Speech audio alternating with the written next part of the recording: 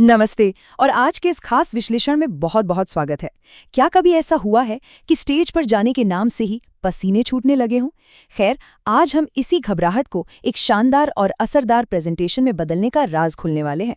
हम जानेंगे कि कैसे सही मानसिकता, कमाल की कहानी और सधे हुए बॉडी लैंग्वेज से कोई भी प्रेजेंटेशन यादगार बन सकता है। तो चलिए, बिना किसी देरी के सीधे विषय में गोता लगाते हैं। शुरुआत करते हैं इस शानदार विचार से। डेटा जानकारी दे सकता है, लेकिन कहानियां लोगों को जोड़ती हैं। फ्रेड ई मिलर की ये बात बिल्कुल सटीक बैठती है। हम अक्सर ग्राफ और नंबरों के पीछे भागते हैं, है ना? लेकिन सच तो ये है कि सिर्फ डेटा दिमाग तक पहुंचता है, जबकि एक अच्छी कहानी सीधे दिल पर वार करती है। और जब श्रोता भावनात्मक रूप से जुड़ जाते हैं, तो संदेश हमेशा के लिए उनके दिमाग में छप जाता है। खंड 1, आंतरिक डर पर काबू पाना और आत्मविश्वास जगाना। अब एक बेहतरीन कहानी सुनाने से पहले उस डर का सामना करना जरूरी है जो स्टेज पर जाने से पहले लगभग हर किसी को लगता है। दिलचस्प बात यह है कि ये घबराहट बस शुरुआत के कुछ पलों में ही सबसे ज्यादा होती है। मेयो क्लिनिक के ये 5 तरीके वाकई कमाल के हैं।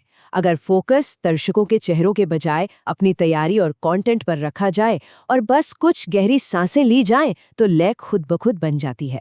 हम अक्सर सोचते हैं कि हमारी नर्वसनेस सबको दिख रही है, लेकिन यकीन मानिए, दर्शक सिर्फ उस नई जानकारी पर ध्यान दे रहे होते हैं जो मंच से दी जा रही है।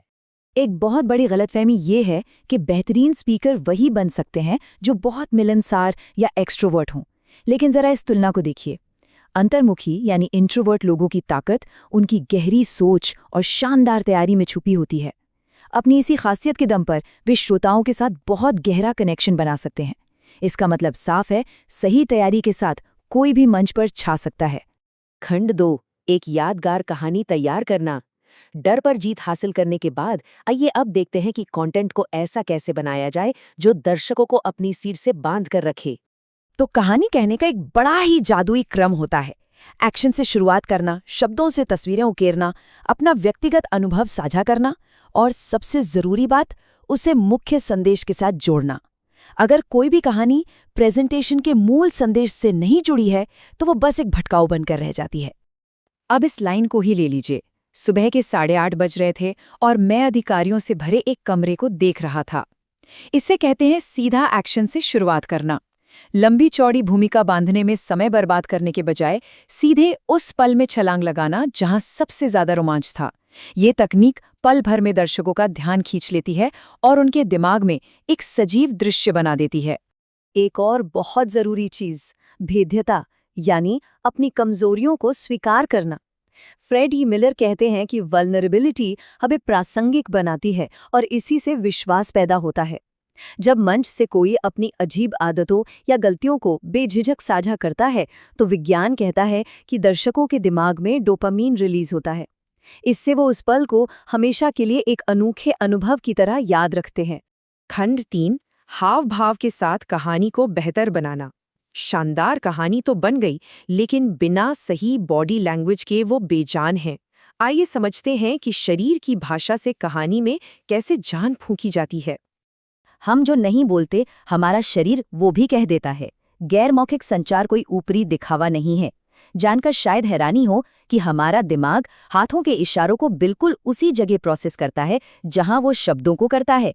यानी हाव भाव हमारी कहानी का कोई साइड इफेक्ट नहीं, बल्कि उसका एक वैज्ञानिक और अभिन्न हिस्सा है।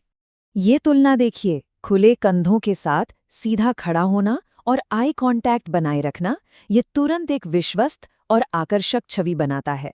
वहीं दूसरी ओर सिकुड़कर खड़े होना, नजरें चुराना या बार बार हिलना, ये चीजें बिना कुछ कहे ही बता देती हैं कि वक्ता घबराया हुआ है या उस पर भरोसा नहीं किया जा सकता। तो सही तरीका क्या है? अपने हाथों को सामने की तरफ रखना एक प्राकृतिक विश्वास जगाता है। शब्दों पर जोर देने के लिए इशारों का उपयोग करना और फिर आराम से हाथों को वापस कमर के पास लाना, ये सब बहुत ही सहज होना चाहिए।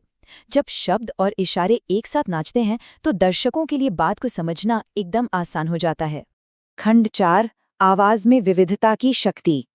बॉडी लैंग्वेज के बाद सबसे बड़ा हथियार है हमारी आवाज। ये वो ब्रश है जिससे प्रेजेंटेशन के कैनवस पर भावनाएं उकेरी जाती हैं। क्या ये पता है कि बोलने की ये परफेक्ट स्पीड भी होती है? जी हाँ, लगभग 120 से 160 शब्द प्रति मिनट। अगर हम बहुत तेज बोलेंगे तो लोग बात पकड़ नहीं पाएंगे, और अगर बहुत धीमे बोलेंगे तो यकीनन उन्हें नींद आ जाएगी।